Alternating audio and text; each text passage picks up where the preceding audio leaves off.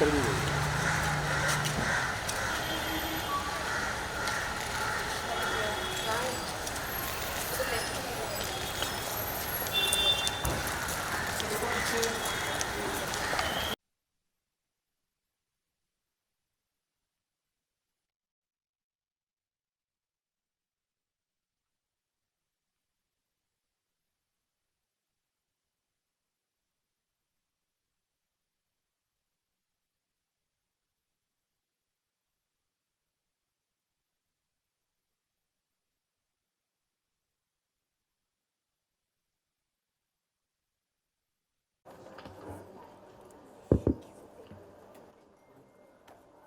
we start?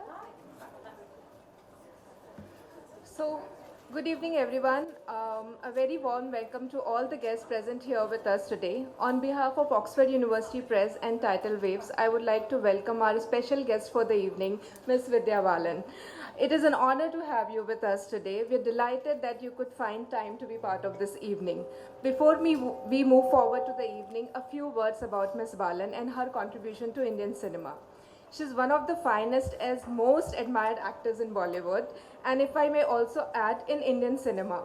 Apart from being a powerhouse of talent, she's also hailed as one of the pioneers who changed our perception of female lead actors in Bollywood. Be it her strong craftsmanship as an actor, or her choice of roles in the films she has acted in, we all have been awestruck by her performance on screen over the years. She is rightly credited for ushering an era of female-centric cinema in Bollywood, which was not something widely in practice and neither was audience used to it. Ms. Balan is one of the very few whose films have both been commercially successfully and critically acclaimed. She is often regarded as a female hero of the modern times by critique anonymously. We can never present an exhaustive list of her acclaimed work, but some of her many unforgettable performances would include Kahani, The Dirty Picture, Ishqiya, Pa, Tumhari Sulu, and to the latest addition on the OTT platforms like Shakuntala Devi, Sherni, and Jalsa. She is the recipient of several awards, including one National Film Award, 7 Filmfare Awards, 6 Screen Awards, and several others. Ms. Balan is also a Padma Shri awardee, one of the highest civilian honors awarded by the Government of India to the individual for their breakthrough contribution in respective world. Besides cementing her place as an actor in Indian cinema, she is also known for devoting time in humanitarian causes she has supported over the years. Her contribution in the area of sanitization, education, and women empowerment has not only been effective but has also inspired several others who has joined this cause. Thank you, Vidya, for joining us today. I would urge everyone to give a huge round of applause today for Ms. Vidya Balan. Moving on to our next speaker this evening, Maithili Rao, who is the author of the book. And Maithili has been freelance film critic writing on Indian cinema over the 2 decades. She's written her renowned and national international publications. Before drifting into the writing on cinema, she was a lecturer of English. From hobby to developing a passion for writings on film was a natural progression. She started out as a critique of foreign films for Sunday Observer and a columnist writing on the images of women in Hindi films for Eve magazine over the decades. This has led to a rewarding freelancing career for an Indian and international publication, which includes writing for The Hindu, Frontline, NFDC Cinema in India, and London-based South Asian Film Cinema. She believes that besides aesthetics, film must have been a relevance to the social and politically entirely. We are here to release her new book, The Millennial Women in Bollywood, a new brand, published by Oxford University Press. This book talks about the emergence of new Bollywood brand, the millennial self-assertive women. It is discussed how and why Bollywood has found it worthwhile to explore the reality of millennial women who are thriving in India these days. A small part of democratic but very influential and important. Now I will leave it to the experts to introduce the book. Without any further delay, I will hand it over to Maithili and Vidya, and with the formality, I will request everyone to kind of release the book and then we'll take the conversation forward. Thank you. Over to you.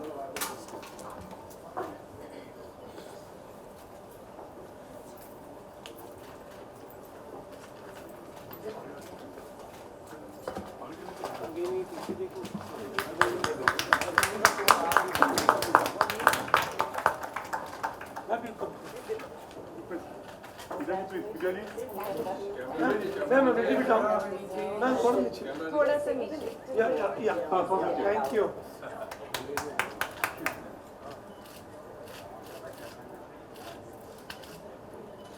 Sir आप लोग का picture side को जाना wait yes ma'am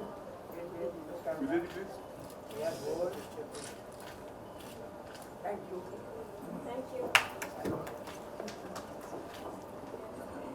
Thank you everyone, and we will start the event today. Maithili, over to you.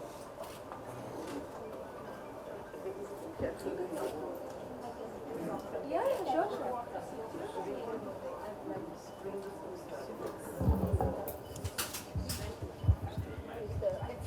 Mic on. Hello.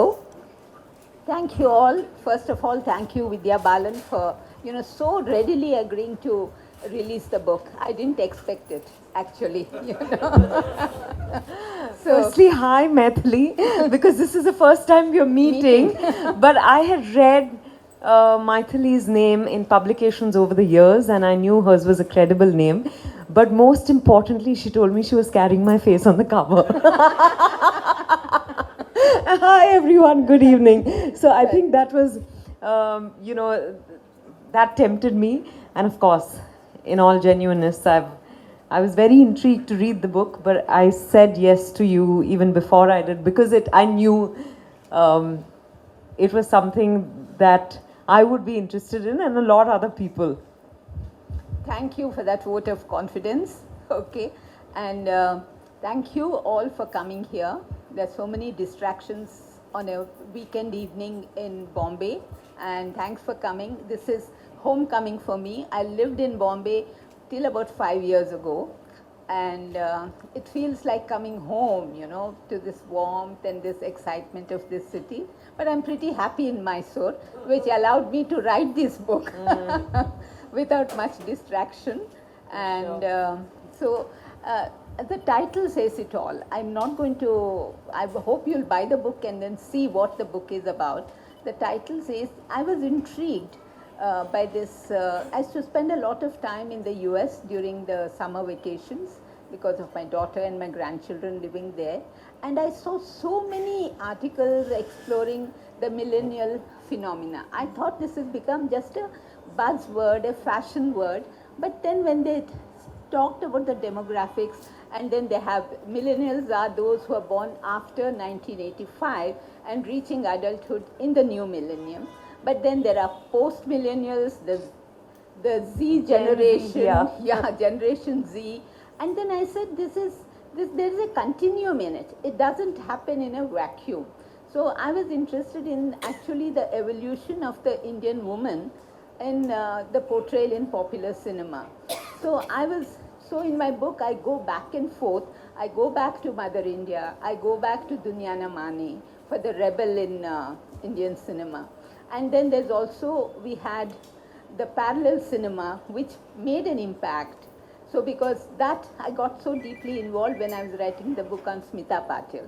So then I found that the equivalent is happening in the new millennium in Bollywood with the coming of the indie filmmakers. And they made such a huge difference to the way they gave agency to women, the way even in a rom-com, normally it's like, the old rom-com was boy meets girl, boy chases girl, she resists, then she gives in, little obstruction from family, and that was the formula. There I found a really great change even in that formulaic film. And then we have, as E.T. said, Vidya portrays woman the hero. Actually, I have a chapter called Woman the Hero. Whereas, and then it connects to the hero myth. And then it is like a monomyth that is applicable to all cultures. The quest, the impediments that come in the way, and how he, but now it applies to she, overcomes this. And I found it fascinating that there are so many films now in the recent past where you can have woman the hero. And then there is also women at work. Because earlier you said, oh, kaam karti hai. But what, you never show her in the context of work. So I found that there are so many films that are showing a woman as work is very important to herself. So these were the things, and then of course, no means no. Pink and Anarkali of Ara. That said that but it's no doesn't mean maybe, or it implied yes, but no means really no. And then another chapter that I really enjoyed writing was the subversives. That is, you take a film like Devdas and Sahib Bibi or Gulam, and then you subvert the whole story. And the Paro and Chanda you see in Devdi is nothing like the old characters that you have. And when it comes to Sahib Bibi or Gangster, she becomes a player from being a victim. So, I enjoyed writing about those two films, and also the women and the sisterhood. So there is one chapter devoted to that. And then, so as you write, it evolves certain things. They may not be strictly millennial, but I find the retro effect of the subversion coming in my concluding chapter, where I say Tabu comes back in Haider, in Andhadhun, and Sri Devi came back in English. So could you ever imagine in the past that a middle-aged homemaker being the central character in a popular film? So that's what I feel, that this reflects in a way the centrality of the modern Indian woman who is still moored in Indian values, traditions, but trying for independence, her own identity. This quest for identity, and there's also a clash between tradition and modernity in that.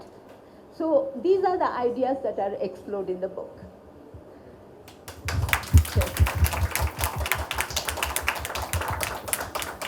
So I think we'll get to, instead of a monologue, we'll have a dialogue now. No, but I think it was very important that you laid out for everyone what all you've really explored in the book. Yeah. I've had a chance to read parts of it. Ajayji.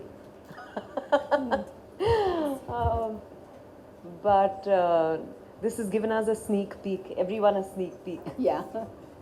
So I didn't want to, not full disclosure now. Yeah. So I have to keep the interest alive in the book, so that you go and, find. And one more thing, this is not a very academic book. It's a serious book, looks at cinema in a serious way, but there is no academic jargon that comes between you and the book. Okay.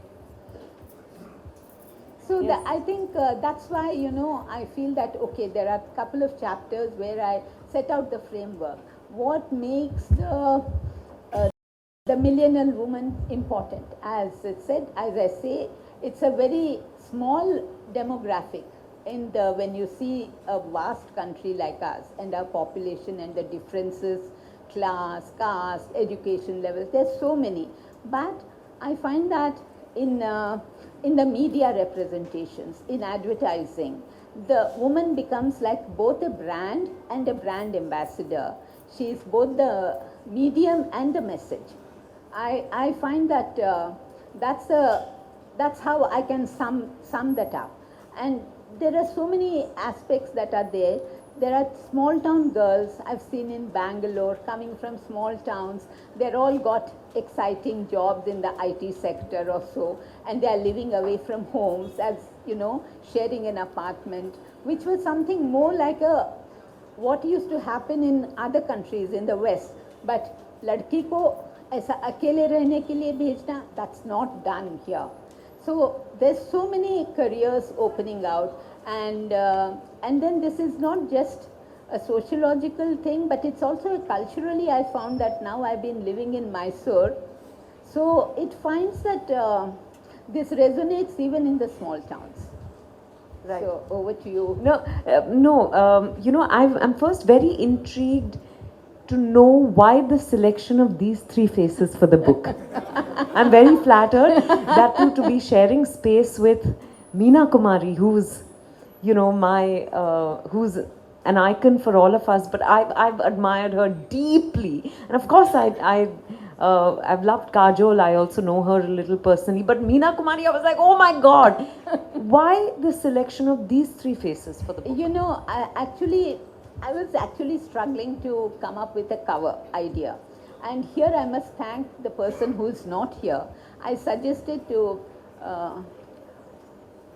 Kshama and her son Dhruv, whom I know, they live here in Bombay, and I had bought her painting.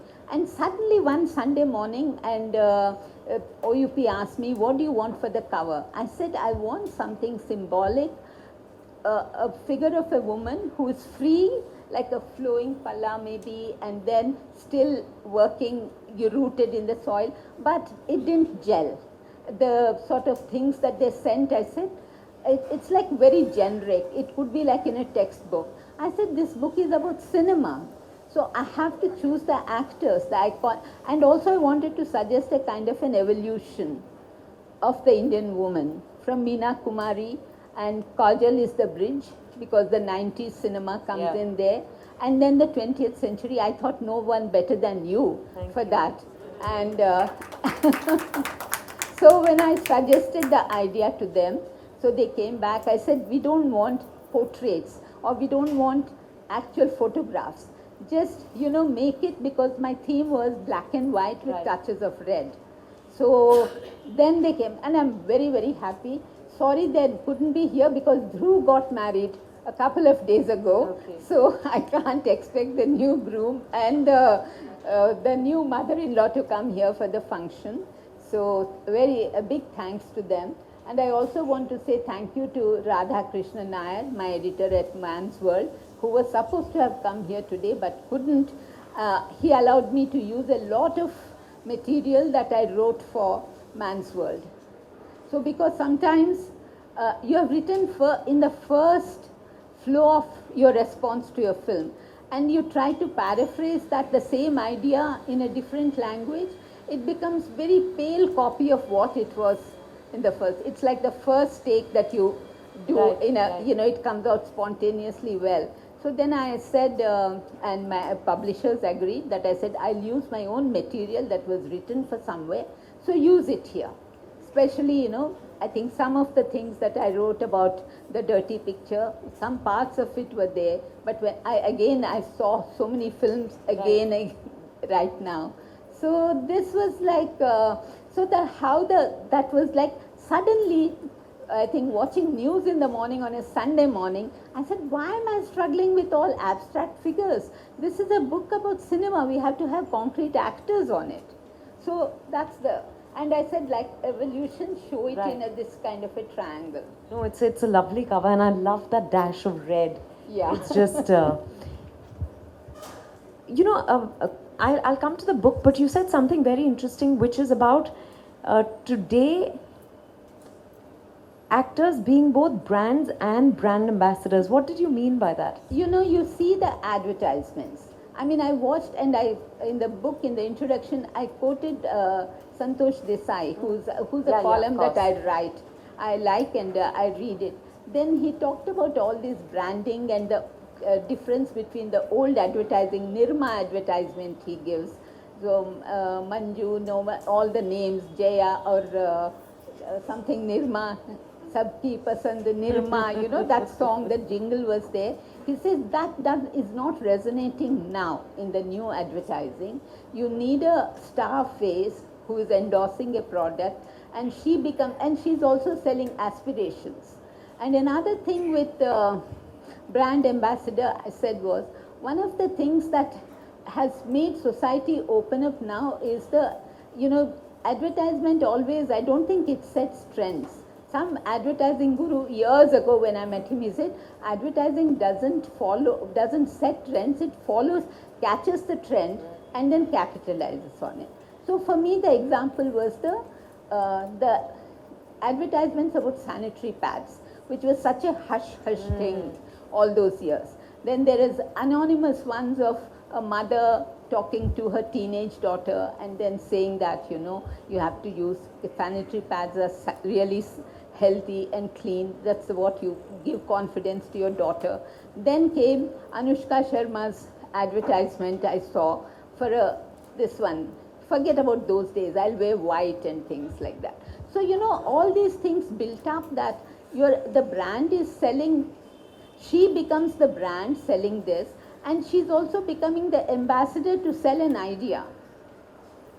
Right. So that was the thing when I say she's both the brand, and I think in a way Bollywood has discovered the modern independent woman with a mind of her own as a brand to be promoted. I don't think they consciously pursued that, but I feel that they saw what was the kind of metro society around and found these women. So I think they also, gave agency to her. And then you see all the films that have come, rom-coms, you see the long ago Salam Namaste, you have set it in Australia, then they are living together, and then there's no family anywhere, neither her family nor his family. The friends, the peers are the family who are influencing them. Then you had then I think one of the films that came out from Yash Raj was Band Baja Barat, where again it's the girl who is the driving force in the film.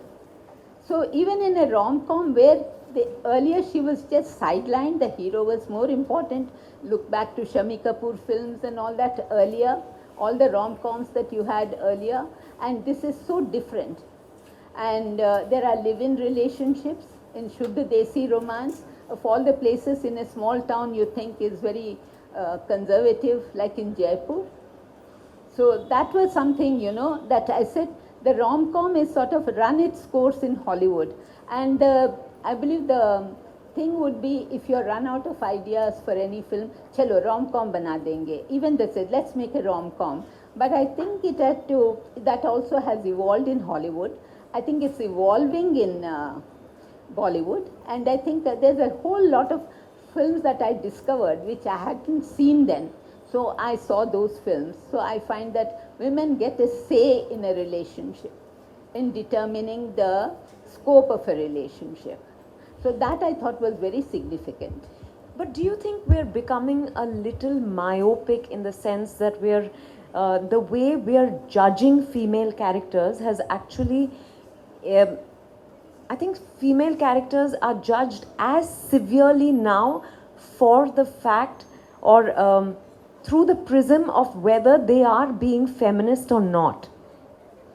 I think the tables have turned. I don't know if I'm able to articulate this correctly, but previously I think they would get judged for whether they were good women or bad women, or they were victims or they were vamps or all of that. But now I think every character is being judged for whether she is feminist or not. And isn't that an unnatural expectation from every female character on screen?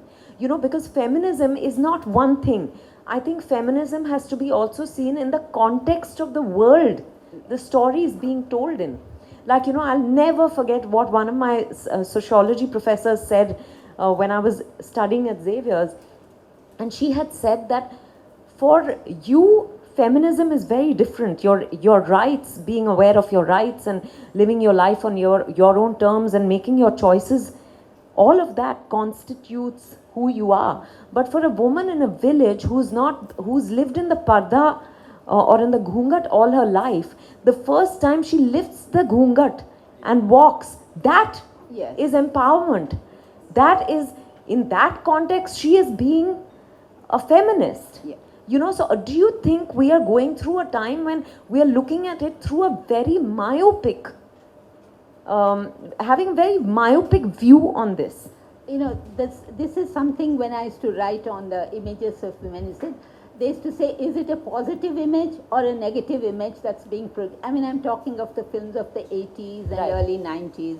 So the whole thing was, is it a positive image that is being presented or a negative image?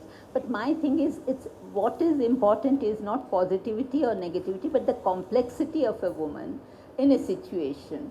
So how she deals with it. You don't want a cardboard positive figure. You don't want a totally stereotyped vampish figure. She's a person with many challenges, and each individual has to go through a journey. So I feel that yes, maybe there is some kind of, as you said, myopic thing about like in the dirty picture. So many people I remember saying that towards the end, you still have the, you put the bindi, then you put on the red sari before you take this thing. So is there an innate wish in the rebel who took on the system on her own terms and uses her weapon was her sexuality, her sex appeal, and then you made your way through a very patriarchal, male-dominated film industry. So when you do that... No, but why does one have to... I'm saying, these are not exclusive, right? We are human beings. If we are really complex, even a woman like Silk, I'm saying, is allowed to have aspirations of having a partner, of being married. Why does it have to be so exclusive to one another? I'm really grappling with that, because I find that I don't read film reviews most of the time, not of mine for sure, not around the release because it's very stressful. But I'm saying even otherwise, when I do, the way films are being discussed, I think we're not, we're not allowing for creative expression of telling of a story. There are all kinds of women. Each story is different. Each journey, I feel that we are actually stereotyping the modern woman to have, for every woman to have a voice, for every woman to be heard, which is why, I want to, I don't know if you've seen my film Sherni, but I thought it was a great example of a woman who was not aggressive in a male-dominated world. She was quiet, but she had her conviction. She went about not by thumping her fist or by making a big deal of things, but by quietly doing her job and by doing what she felt was right. So, it was refreshing for me to see that there was here, and let's not forget that the director is male. Amit Masurkar made the film, but his view was very, he could have, if he wanted to make a really, today's so-called feminist film, he could have chosen to make her a little more of a cardboard cutout forest officer, but he didn't, and I think those choices, to me, you're very right, because as I said, that complexity of the situation, and as I said, each individual will have a journey.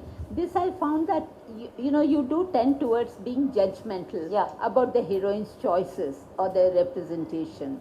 That I think is like very often depends on the filmmaker's skill. In the sense that, does he convey the complexity of the situation, I think also the complexity of the choices your woman protagonist has to make. I think that came out very well in Jalsa. Because you had negative shades in and your conscience is like, bothering you, not just bothering, it's gnawing your at the soul. So when you show that kind of a conflict, I think that's where the film succeeds. It may not be a huge box office hit, but I mean that's the problem. You go deeper into a film's character and focus on the inner conflict. I think people can accept that in a book because it gives them the scope to take that inward. Because when you're seeing a visual medium, that's giving you a different message at times. So I think to convey the inner conflicts of a character in a film is far more challenging than in writing a book. And so that becomes dependent on the writing of the film, the way the film is narrated, and how deeply the protagonist understands that role and brings that out. It's a very challenging thing, I said. I mean... no, because I keep thinking about this. I'm sorry, I keep going back to that because I feel that today, women are still judged in cinema. Yes. Previously it was to see whether you're a good woman or a bad woman, but today it is to see whether you're empowered, whether you're a feminist, whether you're independent enough by what yardstick are we using? You cannot use the same yardstick, and why does every woman have to be empowered on screen? Then we are only telling stories of a certain kind of, certain, group of women. Yes. There are women who still have to make that journey. There are women who may not yet have made that journey, may not have even set foot on that journey. I think we need to see reality from a more holistic perspective. You're absolutely right. Yeah. You're absolutely right. Because I think what is, easier for even not just the filmmaker, even for a viewer, to see characters as stereotypes, Yeah. meeting a certain expectations, and the expectations keep changing with times. Now, because I feel that it's not just a feminism is taken for granted.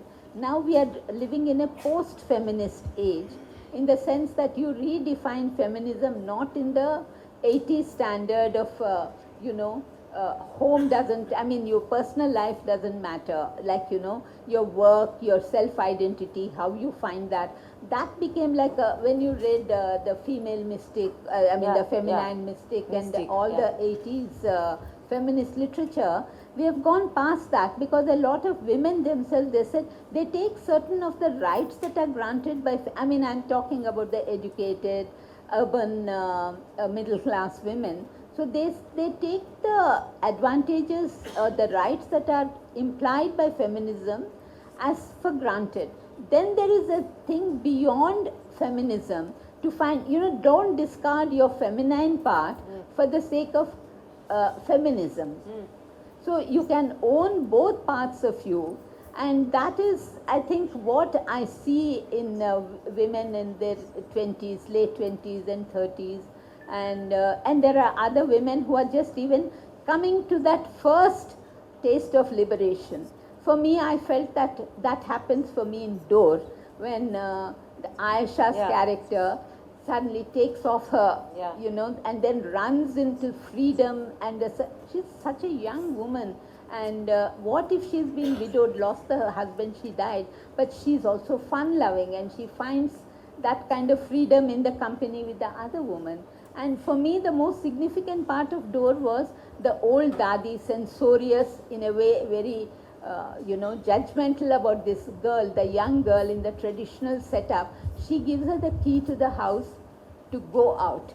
That I thought was a really remarkable scene, so that this kind of a personal quest can happen in any situation, in any kind of and we are such a diverse country, and diverse country, not just language this way, but each upbringing, there's always been this sudden a struggle between tradition, family values you're born with, and then you want to search for something beyond that, not being conformist. And as I said in my book, conformists are born, non-conformists are born, they're not created. When you try to create a non-conformist in film, it somehow sounds false. Even being a non-conformist has to be part of that character, not just the character on the screen, but even the actor playing the role. So, so these are like complex kind of issues, which I think what happens in popular cinema especially is that you're trying to make it something that the audience will not take too much trouble to question and be entertained at the same time. And what do you take away from that? So I think when you're saying that each woman is judged whether she's being feminist enough, that itself becomes a judgmental thing. I think we have to accept a story as it is told. So, this is always the thing with when you're a being film critic. You're taking a genre film, you're taking a modern rom-com. Then you can't compare it with, some other set idea of how it should be in your mind. You might have seen a whole lot of films, but you can't judge this film on its own merits, what it set out to do, and whether it has succeeded in doing what it set out to do. I think that's the first basic premise, at least I set for myself when I'm seeing a film and then forming my reaction to it. Yeah.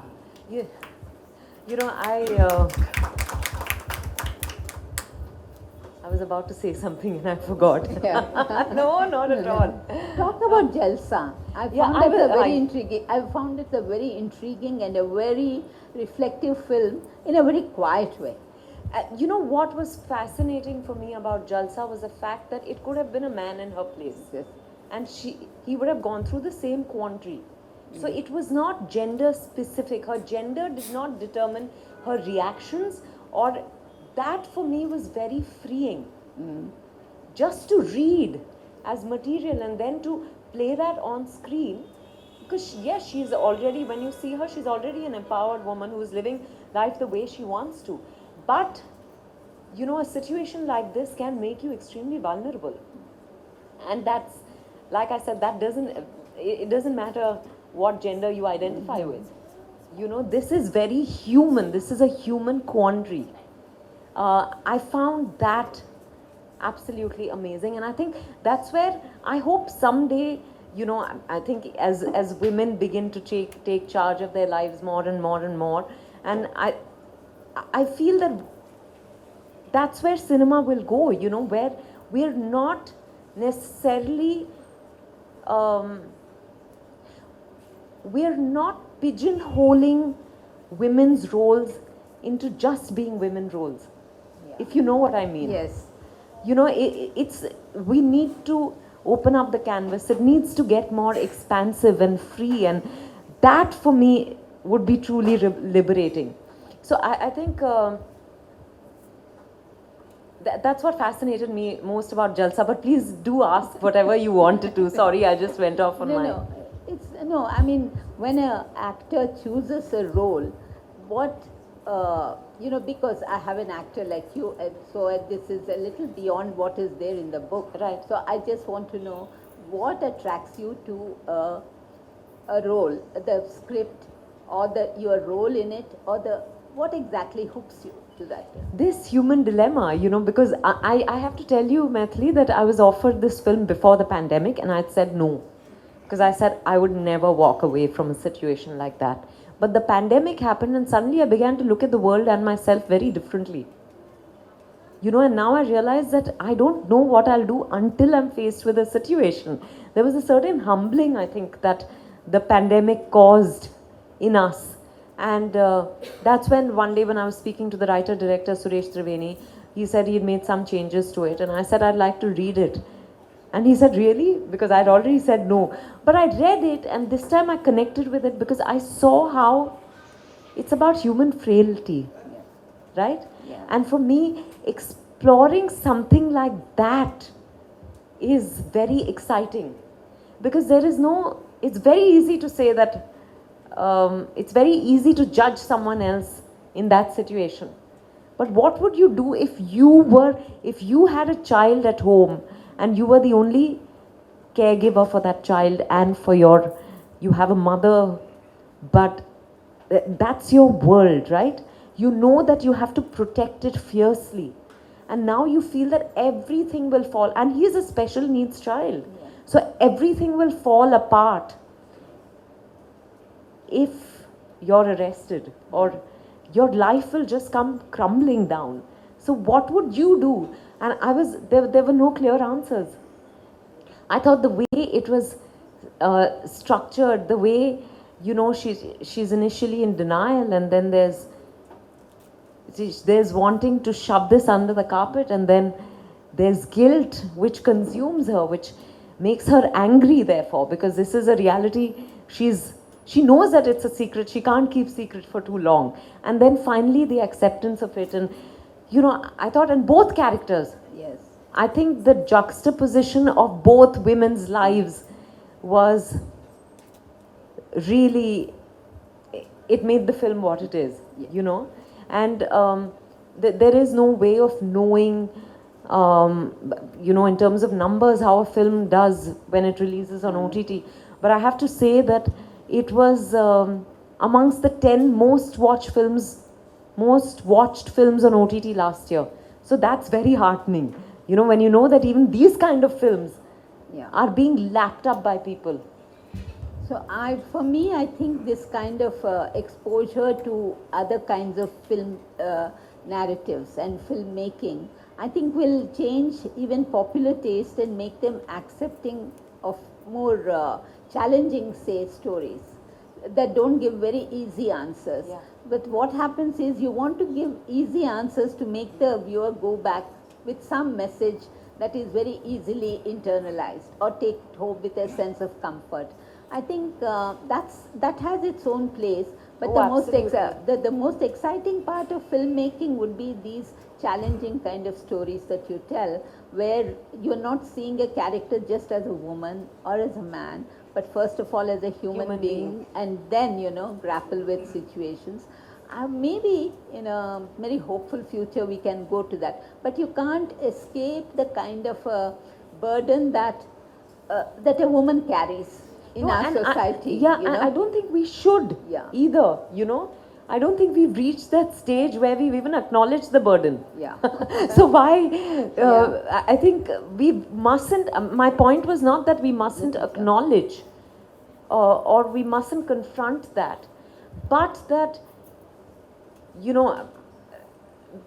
I think my only point is that even in wanting all of the women to be liberated, that is also, limiting her. Yes, I mean you're limiting her choices. You're making the choices for her. For her. Like a predestination. Yeah, absolutely. But it's not. That's why I think I like Thappad. I like Thappad because of that. She chooses to be a homemaker. Yeah. And it's of her own volition. She has another choice to do. But then everyone says it's near Thappad and you're walking out on a marriage. But then it's not done in a very, I mean, there are parallel stories that I think sometimes take away from the main story, but they also add to it. So that's why, a woman has the right to feel so insulted and stop respecting the man for slapping her in public. And everyone says, and then everyone says, no, even public her own or private. So that's why the point was that it's a given situation. Even her mother says, you have to adjust. And her brother says, you have to adjust. I mean, he's otherwise a good guy. Why are you walking out on him? So that's, I think, and I've read somewhere that the more positive response to that film came from men than from women viewers. Oh, really? Yes. I don't know where you come across this. Yeah, because many women also, brought up in a more traditional way. औरत है तो to keep the family going, you have to accept, overlook certain conditioning. The mother is conditioned to that, and she tries to pass on the conditioning to the daughter. She listens quietly but doesn't argue that much with the mother. The father is the more understanding character. So this is like, you're individualizing the situation, you're individualizing the characters of not just the main protagonist, but also the supporting cast. Yeah. And one thing I notice now that many of the smaller films being made in Hindi, the families, they're not like the generic aunt, the generic cousin, with no individual individuation.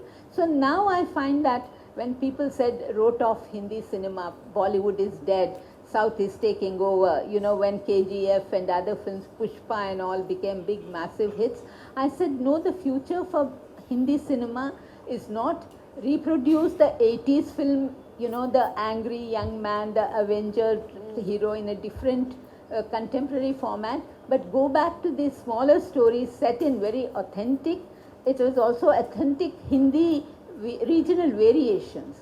I think for me that is the future of Hindi cinema as such. Yes, the big action blockbusters will come, and there'll be the kind of figures and all that, but the real future for me is like these small stories, but very authentically created in authentic settings, and characters that you care for and believe in. We'll just open it for Okay. I realize that both of us talk a lot. So no. There's a mic there. Thank you, Vinayji. Yeah. Hi Vidya, I have a question for you. Hi. Hi, it's Shikha here. Hi. And you've done 2 movies, Mission Mangal and Shakuntala Devi, which is on the science fraternity. I'm from the science fraternity, being an engineer. How do you see that movie affecting women taking up science again? More importantly, I realize that it's impacted a lot of kids amongst which are a lot of girls. So I think it's definitely had an impact. Firstly, where do we have enough, films on math and science and all, even I would have thought of as very, boring, I'm sorry to say, but um, it's not a natural choice, right, for storytelling. But I thought these stories were so one celebratory Mission Mangal, it needed to be told. And Shakuntala, for not just a mathematician she was, everyone knows that she was a wizard, but for the woman she was, I didn't know that side to her. So when I did the films for those reasons, but I was amazed because especially Shakuntala released during the pandemic. It was, I think, the second film to release on OTT during the first lockdown. And the number of people who wrote to me after it, on Instagram, on social media, on even people who had access to my number wrote to me directly saying, they've sent me videos of their children playing Shakuntala, of wanting to learn maths. Same thing happened after Mission Mangal. The number of kids, I remember I was at a theatre watching a film in town, and this boy came up to me and his mother told me he had watched the film 40 times. Yeah, 40 times, and that he wanted to get a hug from me. I was amazed, because the kind of films I've done most of them are, adult films, and I don't get too much of a kiddie audience, but it was amazing that the film had that kind of impact. I remember post the release, we were all sharing all the reactions we were getting, and we had a group, and most of us were sharing, things that there were kids who were actually making spacecrafts with cardboard someone wanted to go to NASA, someone wanted to go to ISRO, parents were actually writing into all of us on the team, like whoever, known people. I think that was very heartening. So it's definitely had a great impact. Thank you. Thank you. Hello. I think many more women in STEM now, right? Yes. Yeah. Because later I think there were STEM, especially in research. I mean, Yeah. this was the Indian Institute of Science from Bangalore. So they said there were more women coming in for research. Yeah. And then I saw the film. There was a little bit of film, in Dasara in Mysore. There's a little film festival at that point. So they were showing Mission Mangal. I had already seen it. A friend of mine hadn't seen it, so we went to see that film, and that was packed. People were normally at a film festival, they don't allow anyone to sit. If there's no seat, standing or sit on the carpet, they allowed. It was a slightly late night show. There were more kids, and the way they applauded with the success of the film. It was really, that was an eyewitness account for that. Hi, Vidya. Hi. How are you? Good, how are you? I'm doing fine. You made some of the most pertinent points I've heard in a long time from any film personality. Of course, I'm not surprised that you made them. About how women need to just, probably just, if I have to sum it up, be how they wish to be and just be left alone, and that's probably true empowerment. And then you cited your films, Sherni and Jalsa, ma'am also did, which were the archetypal examples of that. For me in Indian cinema, just Sita or Gita, Chalbaz, Sherni and Jalsa are 4 films where the gender can be interchanged and it makes no difference. Right.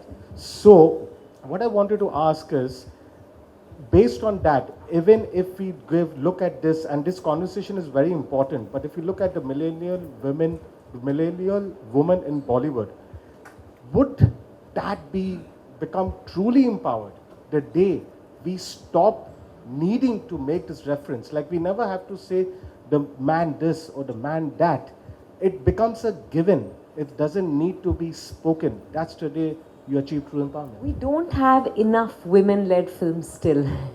It's still not the norm. The day it is, the day there are 50% films headlined by women, both actors and directors and technicians, but most importantly actors, I think. And the more success we see, these lines will get blurred. But at this point, I think it's very important to underline this, to acknowledge it, that we are making headway. That, you know, we've come a long way already. And I think, but that was my point about, you know, when I said that at some point we need to start seeing women as just human beings and not expect, you know, we expect too much from our women also, which is the point I was trying to make. I don't know, you know, the thoughts were just formulating in my head, so I'm still wondering if I've been articulate enough, but it's I think we'll reach that stage, but it'll take some time, you know, because we've had male-led films forever, and we've had in every female actor's career, there would be one film where she played the central protagonist, and that was about it. And they said, you know, that was more a celebration of, I think, her artistry more than anything else. But today, this is slowly becoming de rigueur, the norm. But it's still going to take some time. So, for now, let's have this. Maithili ma'am, I have a question for you also. It's, of course, very valid that you said that it's this parallel brand, if we could still call it that, of Hindi cinema, that's the way forward. And we would still get the blockbusters, the big action movies, but it's this that takes this conversation forward. But is there no, as a young critic to a very senior critic, is there no commercial film in the recently that you saw that would probably have this millennial woman, this character that could fit in there also? Any commercial film? I don't know how, you know, sometimes I think the totally commercial film would have been maybe the one that, you know, what was that about surrogate mother? She has that. Mimi. I found that it was a little, okay, it was an interesting idea for me, but then it became too much lost in the exotica of Rajasthan, and also, I mean, I don't know, because Spoken like a true critic. and also I found that the character, when the baby is born, everyone says kitna gora hai, he looks like a foreigner. So, you know, where does, if the child looked like a regular brown Indian baby, would the rest of society have been that accepting? Was something that just came to me, that question. It says, aren't you sort of this is the reverse racism here, that you're, you know, the white-skinned, slightly light-eyed child is being like adored by everyone. So I know it's a remake of a Marathi film. I think it was also made, maybe, I don't know whether in Tamil or so. A friend of mine told me it was a Marathi original, that story. So, and there I said this was it could have been an empowering film for a woman, but I think it lost out in you paid more attention to Pankaj Tripathi, frankly for me, in the film, than the woman character. So, you know. How about a character like, say, Zoya in Tiger Zinda Hai or Rabia in Pathan? You know, not a central character, but Zoya in Tiger Zinda Hai or Deepika Padukone in Pathan, Yes. where they are doing everything that a man also does in the film. Yes, yes. I mean, that's one. See, for me, living in Mysore, Pathan was like a statement of support for freedom of expression. So we went, a lot of my friends there who normally don't see Hindi films and all that, we said we went in a group. We didn't whistle though. But we went as and then it was an entertaining film. I liked the one-liners, the self-deprecatory humor that Shah Rukh Khan carries off so well. And I like that Deepika is not just a decoration, she's more than an orange bikini in that film. She's like, she's such an action, you know, she's given equal importance. Absolutely. Along with John Abraham and Shah Rukh Khan. She carries out her stunts like an athlete, trained athlete. So there I find that there is a strong woman character over there. And it could be the masala-est film, you can call it, but it does have see, it depends on the intention of a filmmaker. So, and unfortunately with the COVID and for you know, my husband's health not very good, so I don't go to many open theaters when they opened also, so I didn't want to come back with COVID or something, get him vulnerable to it. So I hadn't seen many many masala films during and this book, and I had 2 more books during this COVID period. So it just cut down my choice of seeing films. I was concentrating on this book and seeing things along the same time. And again, what else would I say? Doing because when you write the book, it's okay, but then again the editing, and as I said, we had a motherhood book that was, I think, 6 months ago. We had its launch here, and then I was doing another, again a book on women filmmakers of India, 17 filmmakers for Suchitra Film Society. That's one of the oldest film societies in India. So I was actually in a way immersed in the woman cause, I can say, over the last 2.5 years. So unfortunately, I haven't seen too many of the recent Hindi films. But even when they say Pushpa and KGF, I absolutely, to tell you the truth, I absolutely hated those films. So I think in the interest of time, we'll take last. Yeah. It's not a question, it's a statement. It's about the... So I was just about saying that Mini, Mimi. what you are doing is that you are diverting from the character to the child's acceptance. The fact is that Mini, I thought, despite the fact that I had my own reservations about the way the character was presented, but it was a very well written and very well edged out character. And I think it does speak of the modern woman very well, of course, you have dances and you exploit certain sensual aspects of the character, yes.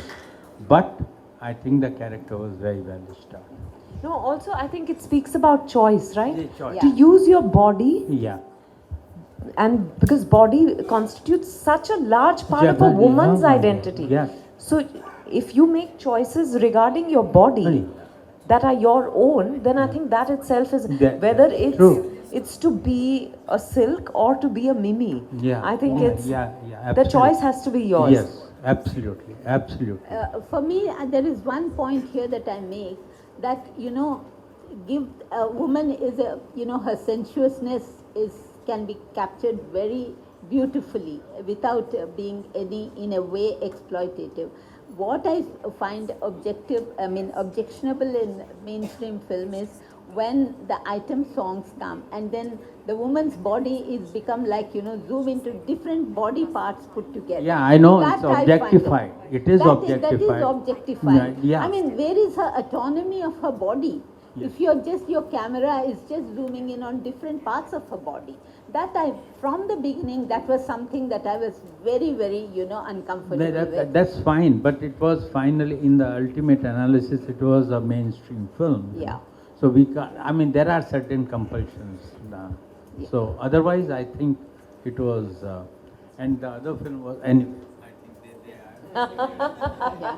I think we'll take one last question. Okay. No, but his was I need to not make a a question, statement, it was an not- explanation, a comment. Yeah. Hi, Maithili. Yeah, hi. You know, we've heard so many fascinating aspects of cinema, but you haven't read from the book. Can you read a little passage? No, we said we'll not have a reading from the book because, I really wouldn't know what to read from. We haven't Actually, spoken about the book as yet. yeah, but so I expect you to read it Okay. and then come back to me. I'll do that. I know how to read you. Yeah. Reading, if you're not a professional actor, trained actor, reading can become very boring. Yeah. We will have many more events Yeah. that we can read after the next event, trained actor. Not No, trained, no. but Yeah, hi. Sorry, I hope this is the last question. Maithili and Vidya.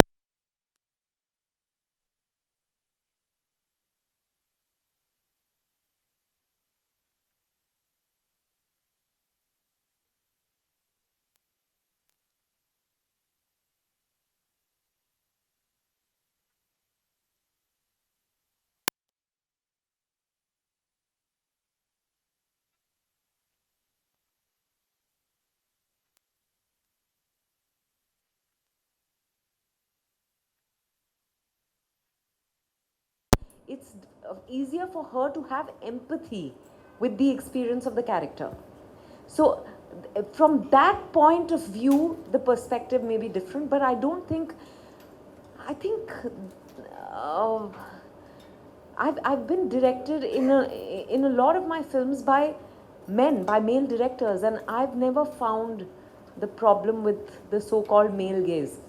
So it's really the story they decide to tell, you know, and therefore the sensitivity or the sensibility they bring to it.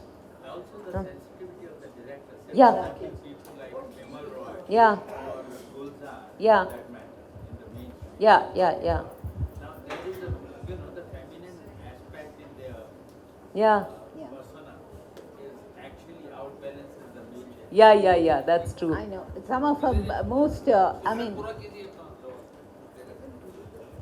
Ji yeah. हाँ नहीं जवाब पूरा होगा No, I mean to say, you know,